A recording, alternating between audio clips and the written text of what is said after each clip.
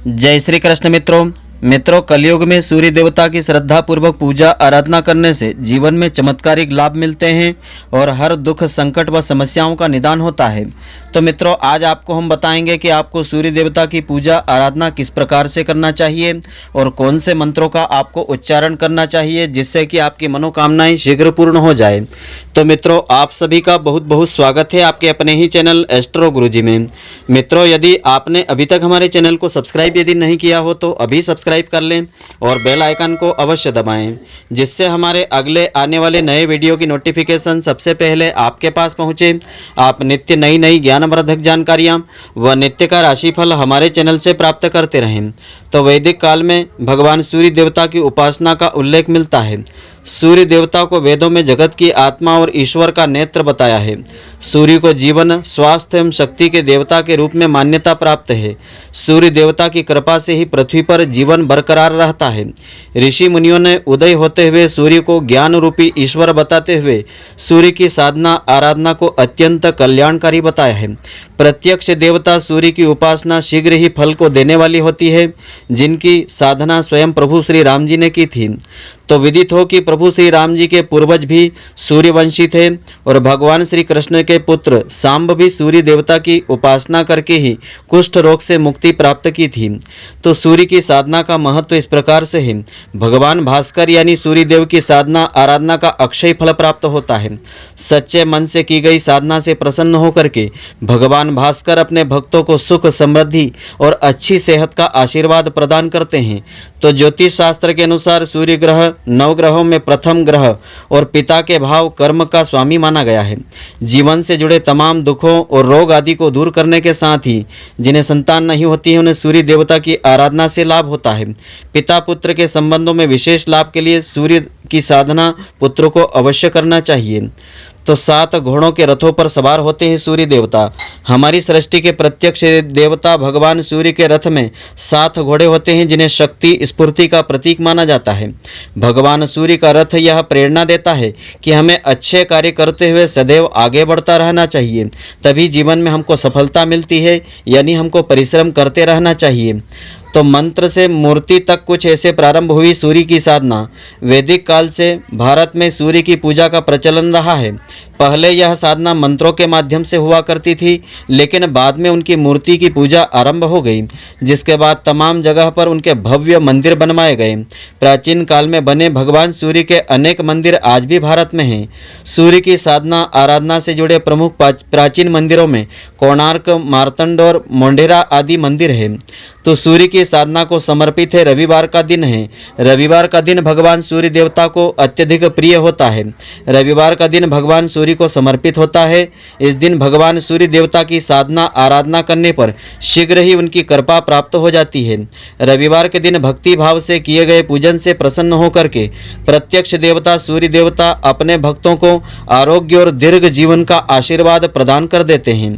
तो इस विधि से आपको सूर्य देवता की पूजा आराधना साधना करना चाहिए।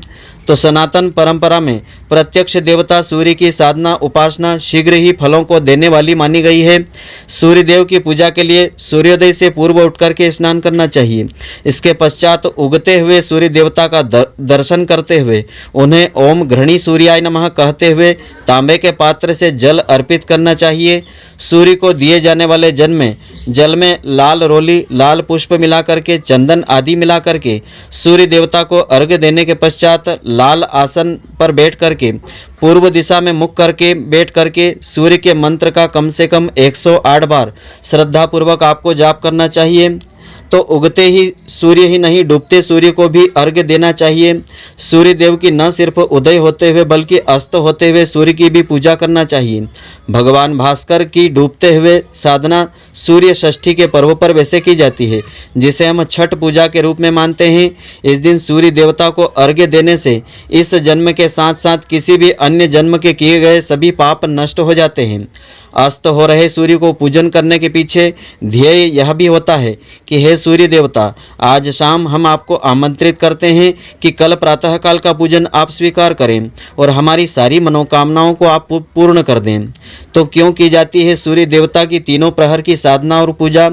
सूर्य की 3 दिन के 3 प्रहर की साधना विशेष रूप से फलदायी होती है।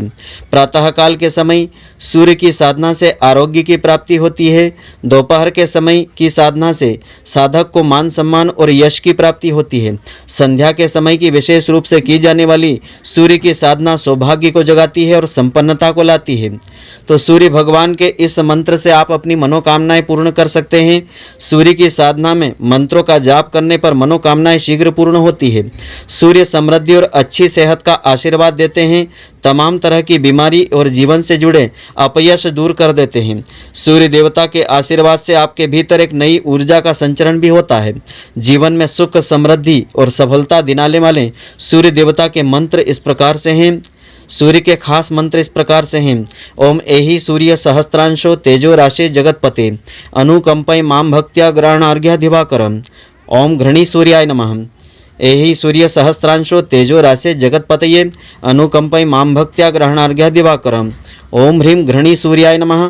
ओम आदित्याय नमः। इस प्रकार से यह सूर्य देवता के खास मंत्र हैं। समृद्धि ही नहीं, सेहत से जुड़े सूर्य देवता के मंत्र भी हैं। सूर्य की साधना से न सिर्फ सुख समृद्धि की प्राप्ति होती है बल्कि आरोग्य प्राप्त होता है। सूर्य को किए जाने वाले नमस्कार को सर्वांग व्यायाम कहा जाता है। इसे करने से अच्छी सेहत के साथ साथ मानसिक शांति भी मिलती है। तो सूर्य नमस्कार के समय इन मंत्रों का उच्चारण करना चाहिए।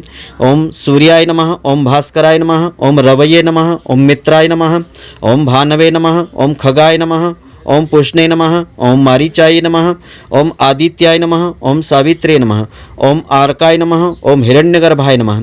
इन मंत्रों का जो भी व्यक्ति श्रद्धापूर्वक प्रातःकाल सूर्य नमस्कार के समय जाप करता है अथवा सूर्य को अर्घ्य देते समय इनका उच्चारण करता है, उन पर सूर्य नारायण भगवान की सदैव कृपा दृष्टि बनी रहती है। आरोग्य की प्राप्ति होती है, दीर्घ जीवन की प्राप्ति होती है, जीवन में भी यश की प्राप्ति होती है, सारी मनोकामनाएं उनकी पूर्ण होती है, सूर्य के समान उनका तेज हो जाता है। तो मित्रों, आशा करता हूं कि आपको हमारी यह ज्ञानवर्धक जानकारी पसंद आई होगी। यदि आपको पसंद आई हो तो आप हमारे वीडियो को लाइक व शेयर अवश्य करें। धन्यवाद। जय श्री कृष्ण मित्रों, फिर मिलेंगे।